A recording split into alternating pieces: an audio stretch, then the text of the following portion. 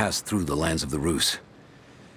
I cannot shake the feeling that he's taunting me, waiting until I'm a day's ride away before moving on. I will not be home before the winter, as I hoped. I've stopped at a small village by a glassy lake they called Svetloyar. The prophet spoke here, and now the villagers refuse me lodging.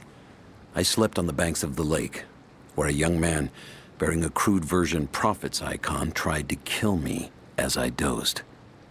I made an example of him, and now the people fix me with the evil eye, spit at me as I pass. I must move on soon. His sickness spreads.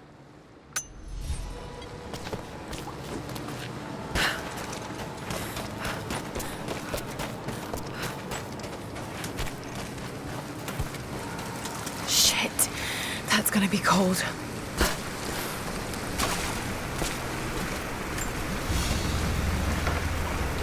An arrowhead carved from bone. This looks like Mongol craftsmanship.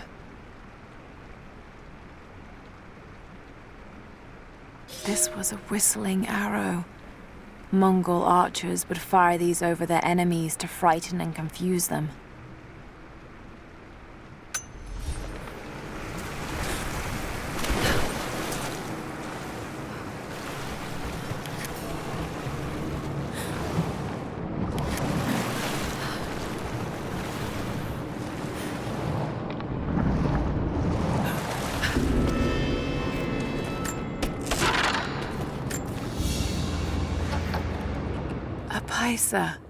A sort of passport.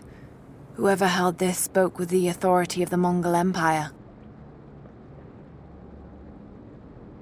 It reads, "By the power of eternal heaven and order of the Empire, whoever does not show respect will be guilty of an offense."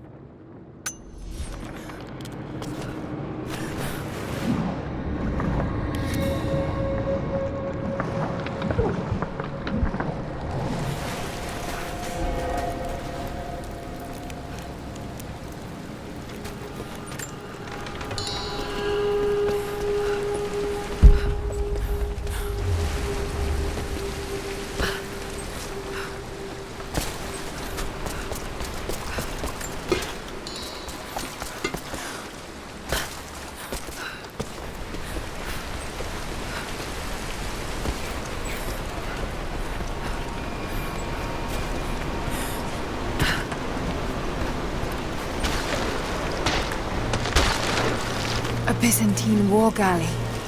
How the hell did it get down here?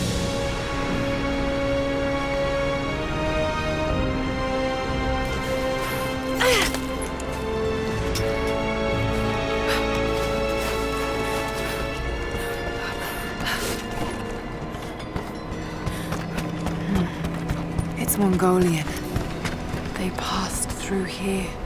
I must be close to the lost city.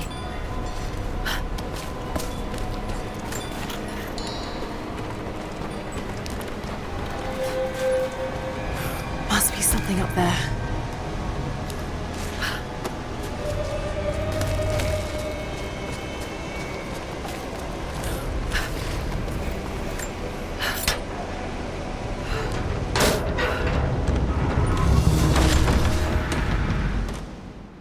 The Maria Adula is trapped.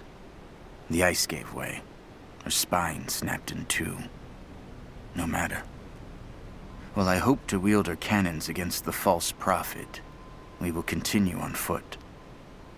I have 6 of the Order of Trinity's best, and we have been stockpiling food and supplies while the sailors starved. They do not know it yet, but they will give their life for the cause. My men and I will find our way out of these icy caves and continue on foot. Before the ship was swallowed by the ice to the south, we heard music. That will be our first stop. But first I must rest. The cold has sunk into my bones, and I am drowsy. Just a little sleep.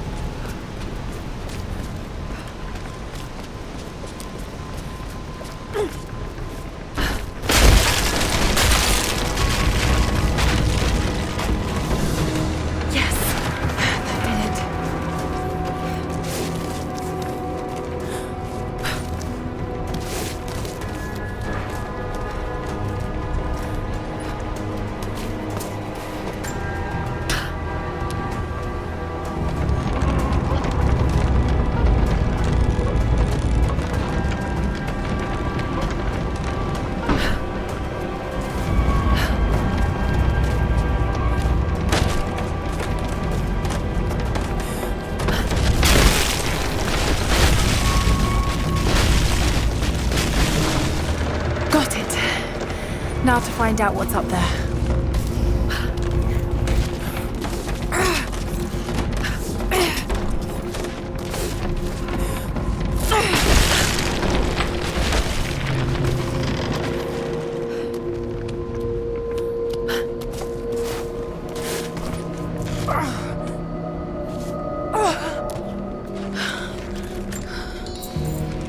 Look at all this. Why were they carrying so much wealth with them?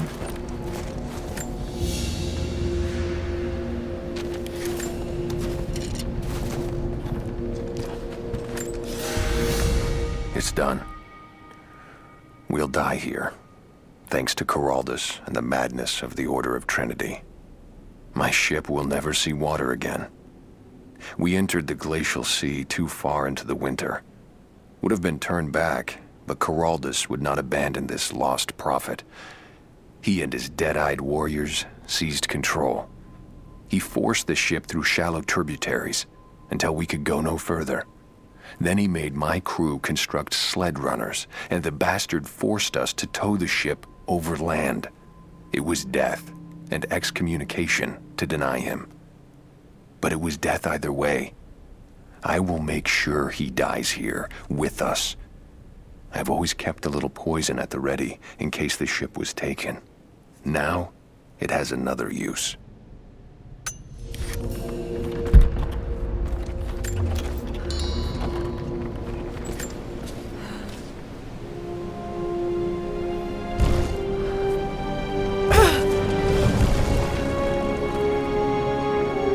This codex details the archery techniques of the foes of the Byzantine Empire.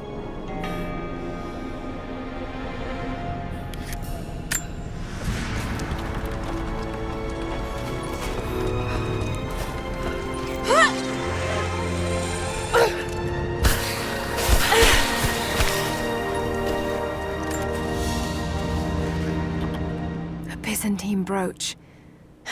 The enamel work is beautiful. This portrait has been defaced. It looks like it was depicting the prophet. They must have had to hide their faith.